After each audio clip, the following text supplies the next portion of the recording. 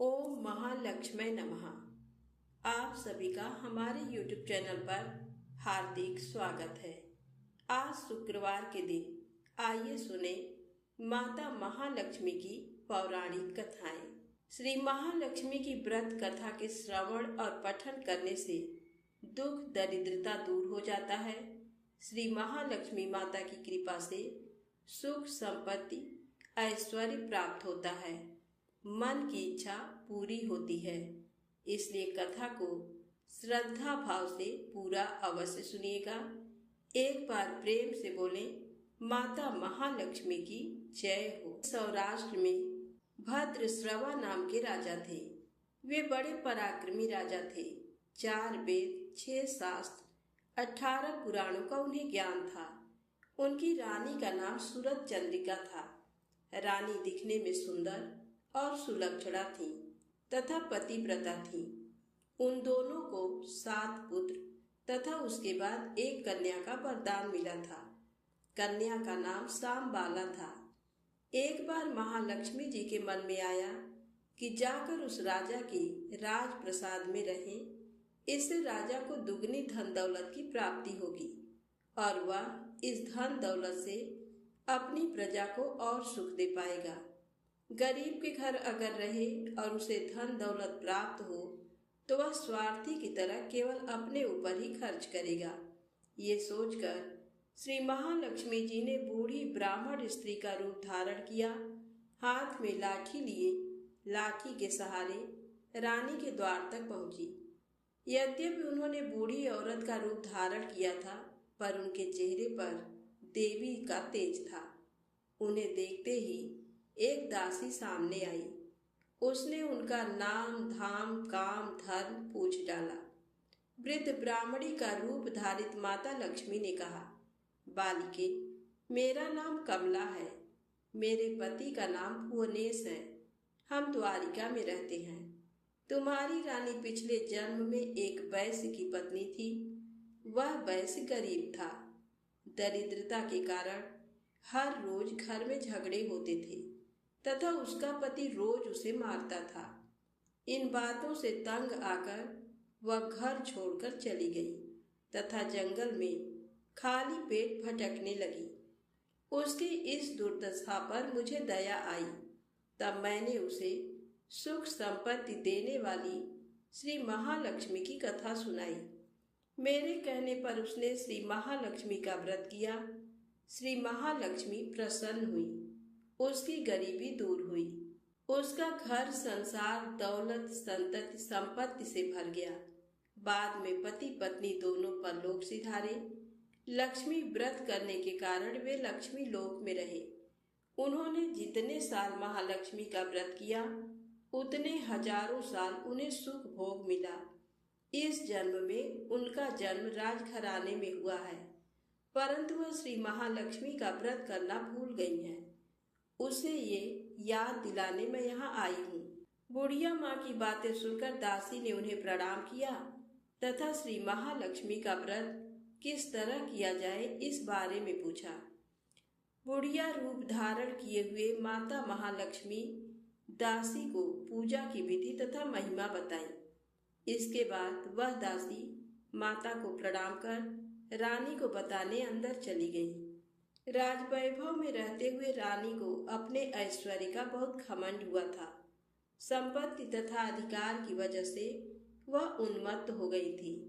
दासी द्वारा बताई गई बुढ़िया माई की बातें सुनकर वह आग बबूला होकर राजद्वार पर आकर बुढ़िया रूपी श्री महालक्ष्मी पर बरस पड़ी। उसे यह मालूम ही नहीं था कि श्री महालक्ष्मी माता बुढ़िया का रूप धारण किए द्वार तक आई है। परंतु रानी का इस कदर रूखा बर्ताव तथा अपना अनादर देखकर माता ने वहां ठहरना ठीक न समझा। वे वहां से चल पड़ी। राह में उन्हें राजकुमारी सांबाला मिली। उन्होंने सांबाला को सारी बात बताई। सांबाला ने अपनी ओर से श्री महालक्ष्मी माता से क्षमा मांगी। माता को उस पर दया आई। उन्होंने सांबाला को श्री महालक्ष्मी व्रत के बारे में बताया। सांबाला ने परम श्रद्धा से श्री महालक्ष्मी का व्रत रखा। फल स्वरूप राजा सिद्धेश्वर के सुपुत्र मालाधर से उसका विवाह हुआ। वह धन दौलत ऐश्वर्य वैभव से माला माल हो गई। पति के साथ ससुराल में आनंद से दिन बिताने लगी। इधर श्री महालक्ष्मी का रानी पर प्रकोप हुआ। फल स्वरूप राजा भद्रश्रवा का राज्य एवं राज्य कारोबार नष्ट हो गया। यहाँ तक कि खाने के लाले पड़ गए।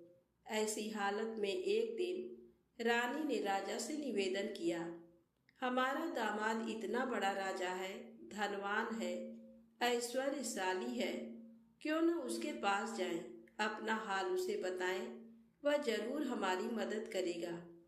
इस बात पर राजा भद्रश्रवा दामाद के पास रवाना हुए। राज्य में पहुंचकर एक तालाब के किनारे थोड़ी देर विश्राम लेने के लिए ठहरे। तालाब से पानी लेने आते जाते दासियों ने उन्हें देखा। उन्होंने विनम्रता से उनकी पूछताछ की। जब उन्हें ये मालूम हुआ कि वे रानी सांबाला के पिता हैं, तो दौड़ते हुए जाकर उन्होंने रानी को सारी बात बताई। रानी ने दासी के हाथ राज परिधान भेजकर बड़े ठाट से उनका स्वागत तथा आदर सत्कार किया, खान पान करवाया। जब वे लौटने लगे तो सोने की मोहरों से भरा घड़ा दिया। राजा भद्रश्रवा जब वापस लौटे तो उन्हें देखकर रानी सूरत चंद्रिका खुश हुई। उन्होंने सोने की मोहरों से भरे घड़े का मुंह खोल दिया, पर हाय भगवान, घड़े में धन के बदले कोयले मिले। ये सब श्री महालक्ष्मी के प्रकोप से हुआ।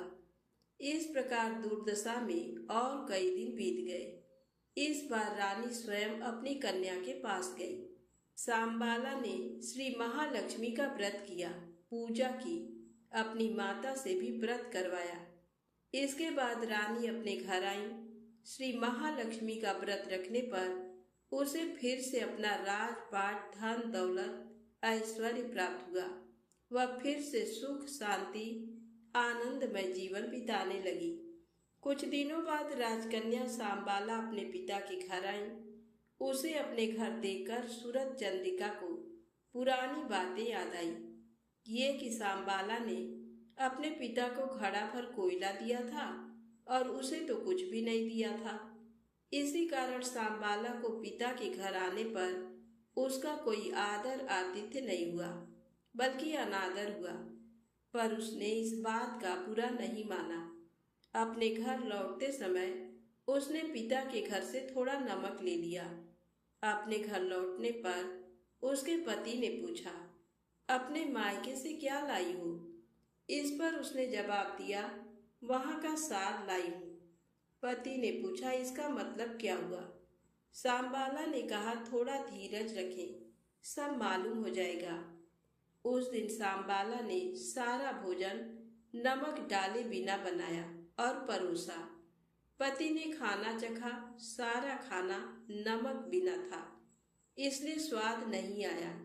फिर सांबाला ने थाली में नमक डाला, इससे सारा भोजन स्वादिष्ट लगने लगा। तब सांबाला ने पति से कहा, यही है वह मायके से लाया हुआ सार। पति को उसकी बात सही लगी। फिर वह दोनों हंसी मजाक करते हुए प्रसन्न चित्त मन से भोजन करने लगे।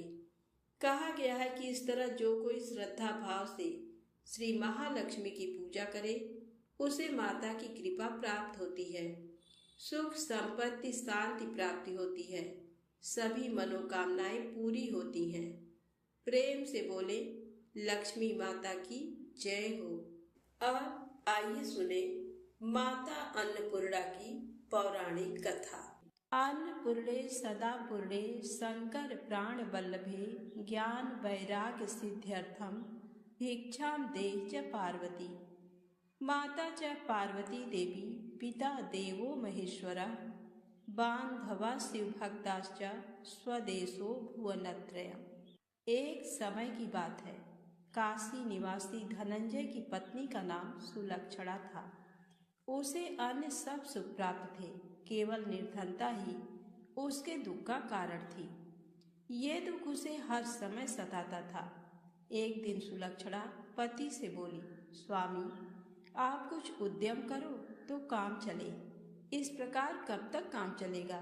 सुलक्षणा की बात धनंजय के मन में बैठ गई और वह उसी दिन विश्वनाथ शंकर जी को प्रसन्न करने के लिए बैठ गया और कहने लगा, हे देवादिदेव विश्वेश्वर, मुझे पूजा पाठ कुछ आता नहीं है, केवल तुम्हारे भरोसे बैठा हूँ। इतनी विनती करके वह 2-3 दिन भूखा प्यासा बैठा रहा। ये देखकर भगवान शंकर ने उसके कान में अन्नपूर्णा अन्नपूर्णा अन्नपूर्णा इस प्रकार 3 बार कहा। ये कौन क्या कह गया, इसी सोच में धनंजय पड़ गया कि मंदिर से आते ब्राह्मणों को देखकर पूछने लगा, पंडित जी, अन्नपूर्णा कौन है? ब्राह्मणों ने कहा, तू अन्न छोड़ बैठा है, सो तुझे अन्न की ही बात सूझती है। जा घर जाकर अन्न ग्रहण कर। धनंजय घर गया, स्त्री से सारी बात कही। वह बोली, नाथ, चिंता मत करो, स्वयं शंकर जी ने ये मंत्र दिया है, वे स्वयं ही खुलासा करेंगे। आप फिर से जाकर उनकी आराधना करो। धनंजय फिर जैसा का तैसा पूजा में बैठ गया। रात्रि में शंकर जी ने आज्ञा दी, कहा तू पूर्व दिशा में चला जा। वह अन्नपूर्णा माँ का नाम जपता जाता और रास्ते में फल खाता, झरनों का पानी पीता जाता। इस प्रकार कितने ही दिनों तक चलता गया। वहाँ उसे चांदी से चमकती वन की शोभा देखने में आई। सुंदर सरोवर देखने में आया। उसके किनारे कितनी ही अप्सराएं झुंड बनाए बैठी थी। एक कथा कहती थी और सब माँ अन्नपूर्णा इस प्रकार बार बार कहती थी। ये अगहन मास की उजेली रात्रि थी और आज से ही व्रत का आरंभ था। जिस शब्द की खोज करने वह निकला था, वह उसे वहाँ सुनने को मिला। धनंजय ने उनके पास जाकर पूछा, हे देवियों, आप ये क्या करती हो? उन सब ने कहा, हम सब माँ अन्नपूर्णा का व्रत करती हैं। व्रत करने से गई, पूजा क्या होता है? ये किसी ने किया भी है? इसे कब किया जाए? कैसा व्रत है और विधि कैसी है? मुझसे भी कहो। वे कहने लगी, इस व्रत को सब कोई कर सकते हैं। 21 दिन तक के लिए 21 गांठ का सूत लेना चाहिए। 21 दिन यदि ना बने तो 1 दिन उपवास करें। ये भी ना बने तो केवल कथा सुनकर प्रसाद लें। निराहार रहकर कथा कहें। कथा सुनने वाला कोई ना मिले तो पीपल के पत्तों को रख, सुपारी या घृत कुमारी वृक्ष को सामने कर, दीपक को साक्षी कर, सूर्य, गाय, तुलसी या महादेव जी को बिना कथा सुनाए मुख में दाना न डालें। यदि भूल से कुछ पड़ जाए तो 1 दिवस फिर उपवास करें। व्रत के दिन क्रोध ना करें और झूठ ना बोलें। धनंजय बोला, इस व्रत के करने से क्या होगा? वे कहने लगी, इसके करने से अंधों को नेत्र मिले, लूलों को हाथ मिले, निर्धन के घर धन आए, बाझल को संतान मिले, मूर्ख को विद्या आए। जो जिस कामना से व्रत करे, माँ उसकी इच्छा पूरी करती है।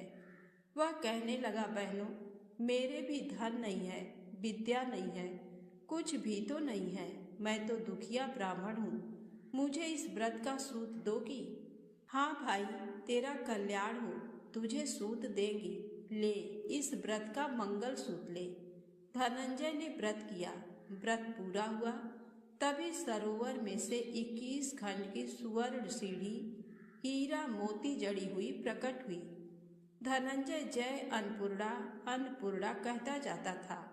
इस प्रकार कितनी ही सीढ़ियां उतर गया तो क्या देखता है कि करोड़ों सूर्य से प्रकाशमान अन्नपूर्णा माता का मंदिर है। उसके सामने सुवर्ण सिंहासन पर माता अन्नपूर्णा विराजमान है। सामने भिक्षा हेतु शंकर भगवान खड़े हैं। देवांगनाएं चंवर डुलाती हैं। कितनी ही हथियार बांधे पहरा देती हैं। धनंजय दौड़कर जगदम्बा के चरणों में गिर गया। देवी उसके मन का क्लेश जान गई। धनंजय कहने लगा, माता, आप तो अंतर्यामिनी हो, आपको अपनी दशा क्या बताऊं? माता बोली, मेरा व्रत किया है, जा संसार तेरा सत्कार करेगा। माता ने धनंजय की जिह्वा पर बीज मंत्र लिख दिया। अब तो उसके रोम रोम में विद्या प्रकट हो गई। इतने में क्या देखता है कि वह काशी विश्वनाथ के मंदिर में खड़ा है। माँ का वरदान ले धनंजय घर आया। सुलक्षणा से सब बात कही। माता जी की कृपा से उसके घर में संपत्ति उमड़ने लगी। छोटा सा घर बहुत बड़ा गिना जाने लगा।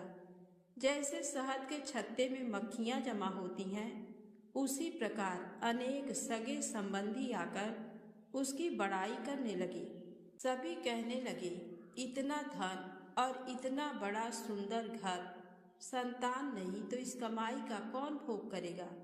सुलक्षणा से संतान नहीं है, इसलिए तुम दूसरा विवाह करो। अनिच्छा होते हुए भी धनंजय को दूसरा विवाह करना पड़ा और सती सुलक्षणा को सौत का दुख उठाना पड़ा।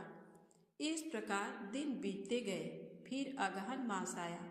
नए बंधन से बंधे पति से सुलक्षणा ने कहलाया कि हम व्रत के प्रभाव से सुखी हुए हैं, इस कारण ये व्रत छोड़ना नहीं चाहिए। ये माता जी का प्रताप है जो हम इतने संपन्न और सुखी हैं। सुलक्षणा की बात सुन धनंजय उसके यहाँ आया और व्रत में बैठ गया। नई बहू को इस व्रत की खबर नहीं थी। वह धनंजय के आने की राह देख रही थी। दिन बीतते गए और व्रत पूर्ण होने में 3 दिवस बाकी थे कि नई बहू को खबर पड़ी। उसके मन में ईर्ष्या की ज्वाला दहक रही थी। सुलक्षणा के घर आ पहुंची और उसने वहां भगदड़ मचा दी। वह धनंजय को अपने साथ ले गई। नए घर में धनंजय को थोड़ी देर के लिए निद्रा ने आ दबाया। इसी समय नई बहू ने उसका व्रत का सूत तोड़कर आग में फेंक दिया। अब तो माता जी का कोप जाग गया। घर में अकस्मात आग लग गई। सब कुछ जलकर खाक हो गया। सुलक्षणा जान गई और पति को फिर अपने घर ले आई।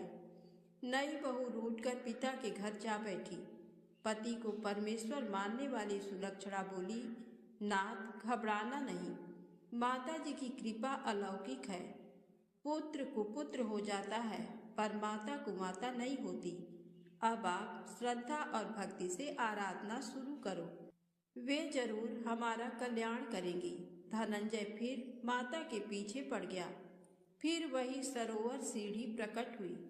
उसमें माँ अन्नपूर्णा कहकर वह उतर गया। वहां जा माता जी के चरणों में रुदन करने लगा। माता प्रसन्न हो बोली, ये मेरी स्वर्ण की मूर्ति ले, उसकी पूजा करना, तू फिर से सुखी हो जाएगा। जा, तुझे मेरा आशीर्वाद है। तेरी स्त्री सुलक्षणा ने श्रद्धा से मेरा व्रत किया है, उसे मैंने पुत्र दिया है। धनंजय ने आंखें खोली तो खुद को काशी विश्वनाथ के मंदिर में खड़ा पाया। वहां से फिर उसी प्रकार घर को आया। इधर सुलक्षणा के दिन चढ़े और महीने पूरे होते ही पुत्र का जन्म हुआ। गांव में आश्चर्य की लहर दौड़ गई। मानता आने लगा। इस प्रकार उसी गांव के निसंतान सेठ के पुत्र होने पर उसने माता अन्नपूर्णा का मंदिर बनवा दिया। उसमें माता जी धूमधाम से पधारी, यज्ञ किया और धनंजय को मंदिर के आचार्य का पद दे दिया। जीविका के लिए मंदिर की दक्षिणा और रहने के लिए बड़ा सुंदर सा भवन दिया। धनंजय स्त्री पुत्र सहित वहां रहने लगा। माता जी की चढ़ावे में भरपूर आमदनी होने लगी। उधर नई बहू के पिता के घर डाका पड़ा, सब लुट गया। वे भीख मांगकर पेट भरने लगे। सुलक्षणा ने ये सुना तो उन्हें बुला भेजा, अलग घर में रख लिया और उनके अन्न वस्त्र का प्रबंध कर दिया। धनंजय, सुलक्षणा और उसका पुत्र माता जी की कृपा से आनंद से रहने लगे। माता जी ने जैसे इनके भंडार भरे वैसे सबके भंडार भरे, तो प्रेम से बोले, अन्नपूर्णा माता की जय हो। आइए बड़ी ही श्रद्धा भाव से सुनते हैं माता लक्ष्मी की अगली पौराणिक कथा। एक दिन लक्ष्मी जी की बड़ी बहन ज्येष्ठा ने उनसे कहा, बहुत दिनों से एक बात मेरे मस्तिष्क में कौंध रही है। सोचती हूँ कि तुमसे पूछूं या नहीं। लक्ष्मी जी ने मुस्कुराकर कहा, ऐसी क्या बात है बहन, मन में जो कुछ भी है निसंकोच पूछो। वैसे भी कोई बात मन में न रखकर उसका समाधान कर लेना ही बुद्धिमानी है। तब अलक्ष्मी ने कहा, मैं अक्सर यही सोचती रहती हूँ कि सुंदरता में हम दोनों बराबर हैं। फिर भी लोग तुम्हारा आदर करते हैं और मैं जहाँ भी जाती हूँ वहाँ उदासी छा जाती है। मुझे लोगों की घृणा और क्रोध का शिकार होना पड़ता है, जबकि हम दोनों सगी बहनें हैं। ऐसा क्यों? तब लक्ष्मी जी ने हंसकर कहा, सगी बहन या समान सुंदरता होने से ही आदर नहीं मिलता। उसके लिए अपने को भी कुछ करना चाहिए।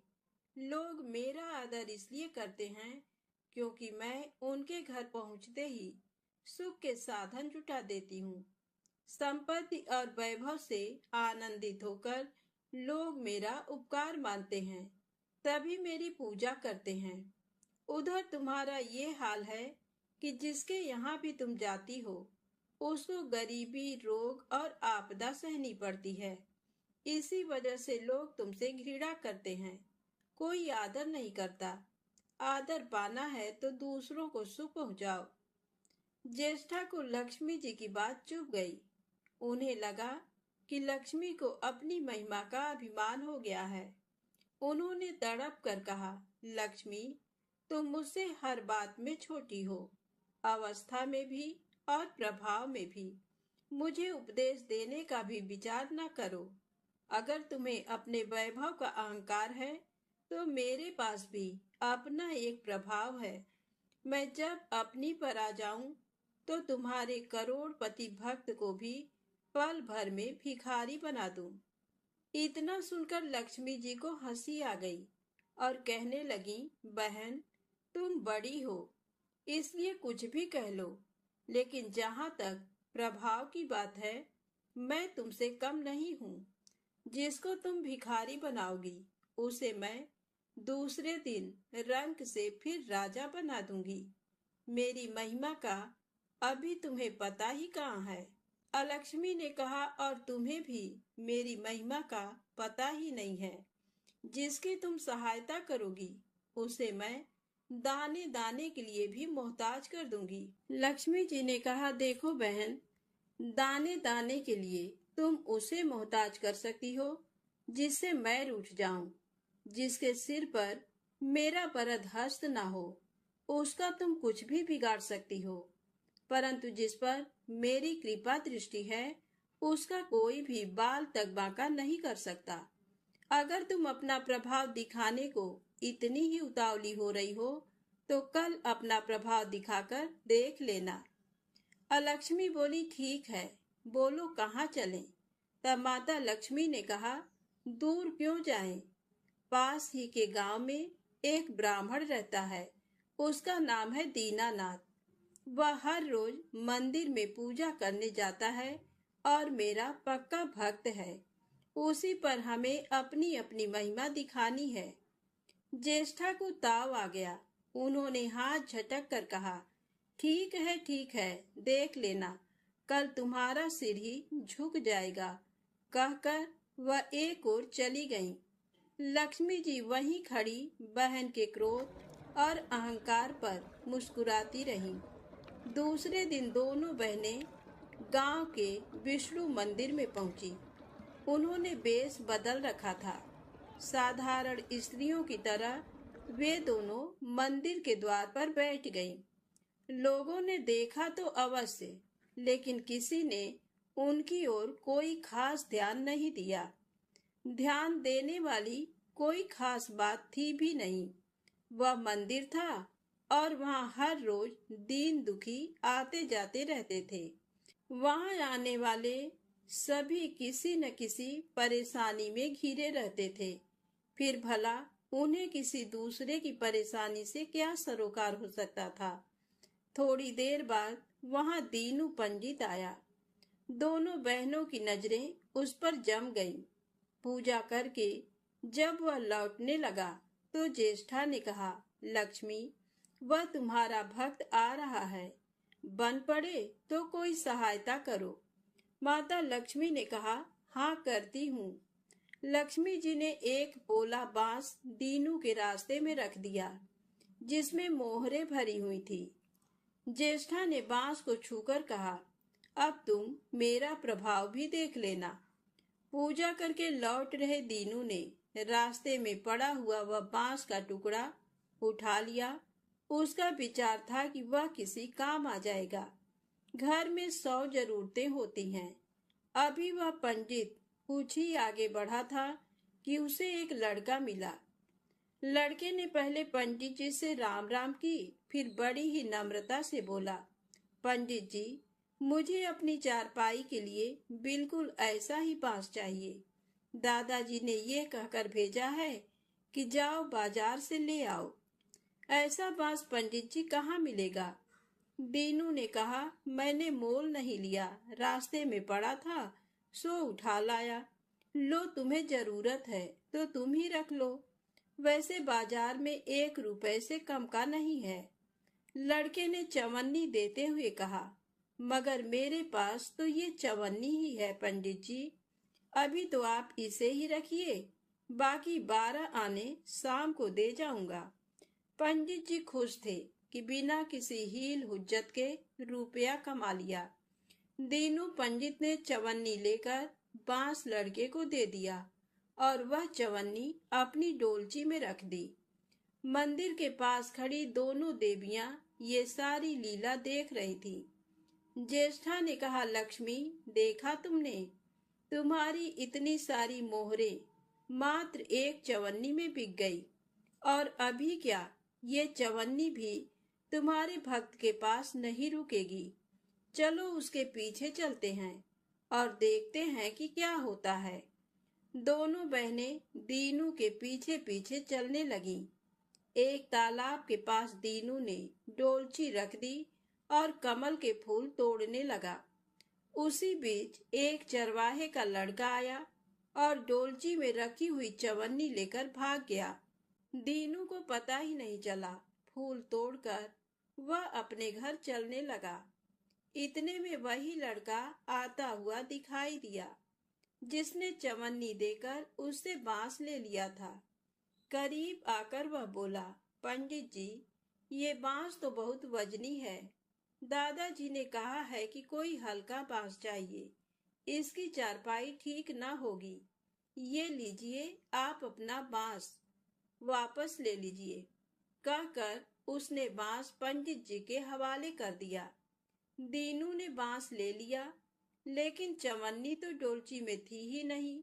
तब उसने कहा, बेटा, चवन्नी तो कहीं गिर गई, तुम मेरे साथ घर चलो, वहां दूसरी दे दूंगा। इस समय मेरे पास एक भी पैसा नहीं है। तब आप जाइए, मैं शाम को आकर घर से ले लूंगा। ऐसा कहकर लड़का अपनी राह लौट गया। बांस फिर से पंडित जी के ही पास आ गया और लक्ष्मी जी हौले से मुस्कुराईं। उनको इस प्रकार मुस्कुराते देखकर ज्येष्ठा मन ही मन में जल उठी। वह बोली, अभी तो खेल शुरू ही हुआ है, देखती चलो कि मैं इसे कैसे तिगनी का नाच नचाती हूँ। दीनू बेचारा इन सब बातों से बेखबर अपनी ही धुन में आगे बढ़ा चला जा रहा था। उसे क्या पता था कि वह शतरंज का मोहरा बना हुआ है। वह तो धूप छांव की भांति दोनों बहनों का प्रभाव सहता चुपचाप चला जा रहा था। आगे चलकर गांव का एक अहीर मिला। उसने दीनू को चवन्नी वापस करते हुए बताया, पंडित जी, मेरा लड़का आपकी डोलची से ये चवन्नी उठा लाया था। वह बड़ा ही शैतान है। मैं आपकी वही चवन्नी लौटाने आया हूँ। हो सके तो उस शैतान को माफ कर दीजिएगा। दीनू ने आशीर्वाद देकर चवन्नी ले ली और प्रसन्न मन से उस लड़के को पुकारने लगा, जो शाम को घर आकर चवन्नी लेने की बात कहकर लौटा जा रहा था। आवाज सुनकर लड़का लौट आया। अपनी चवन्नी वापस पाकर वह भी प्रसन्न हो गया। दीनू पंडित निश्चिंत मन से घर की ओर बढ़ने लगा। उसके एक हाथ में पूजा की डोलची थी और दूसरे में वही 5 हाथ का लंबा बांस। राह चलते दीनू पंडित सोच रहा था, बांस तो काफी वजनी है तो मजबूत भी होगा, क्योंकि ठोस है। इसे दरवाजे के छप्पर में लगा दूंगा, कई साल के लिए बल्ली से छुटकारा मिल जाएगा। ज्येष्ठा को उसके विचार पर क्रोध आ गया। लक्ष्मी जी के प्रभाव से दीनू को लाभ होता देख वह मन ही मन बुरी तरह जली जा रही थी। जब उन्होंने देखा कि पंडित का घर करीब आ गया है, तो कोई उपाय न पाकर उन्होंने दीनू को मारने का विचार किया। उन्होंने कहा, लक्ष्मी, धन संपत्ति तो मैं छीन ही लेती हूँ, अब तुम्हारे भक्त के प्राण भी ले लूंगी। देखो वह किस तरह तड़प तड़प कर मरता है। और वह तुरंत सांप बनकर दीनू की ओर दौड़ पड़ी। लक्ष्मी जी को तनिक भी घबराहट नहीं हुई। वह उसी तरह खड़ी मुस्कुराती रही। सहसा दीनू चौंक पड़ा। एक भयानक सांप फन उठाए उसकी ओर झपट रहा था। प्राण तो सभी को प्रिय होते हैं, उपाय रहते कोई अपने को संकट में नहीं पड़ने देता। दीनू ने पगडंडी वाला रास्ता छोड़ दिया और एक ओर को भागने लगा। लेकिन सांप बनी ज्येष्ठा उसे भला कहाँ छोड़ने वाली थी। वह तो उस गरीब के प्राणों की प्यासी हो चुकी थी। वह भी दीनू के आगे पीछे दाएं बाएं बराबर दौड़ती ही रही। दीनू घबरा गया। उसने हाथ जोड़कर कहा, नाग देवता, मैंने तुम्हारा कुछ नहीं बिगाड़ा, शांति से अपनी राह लौट जाओ।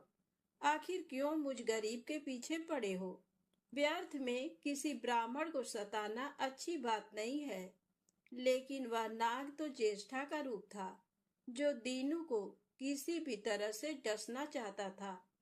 प्रार्थना पर कुछ भी ध्यान न देकर वह सांप एक बारगी फुफकारता हुआ झपट पड़ा। जब दीनू ने देख लिया कि बिना संघर्ष किए अब जान नहीं बचेगी, तो उसने प्राण रक्षा के लिए भरपूर जोर लगाकर वही बांस सांप के ऊपर दे मारा। धरती से टकराते ही बांस के 2 टुकड़े हो गए और उसके भीतर भरी हुई मोहरें खन खनाकर बिखर गईं, जैसे लक्ष्मी जी हंस रही हो। दीनू के मुंह हैरतपूर्ण चीख सी निकली। अरे! थोड़ी देर के लिए वह ठगा सा खड़ा आंखें फाड़े उन मोहरों की ओर देखता रहा। एक पल के लिए तो वह सांप को भूल ही गया, परंतु फिर जैसे उसे झटका सा लगा।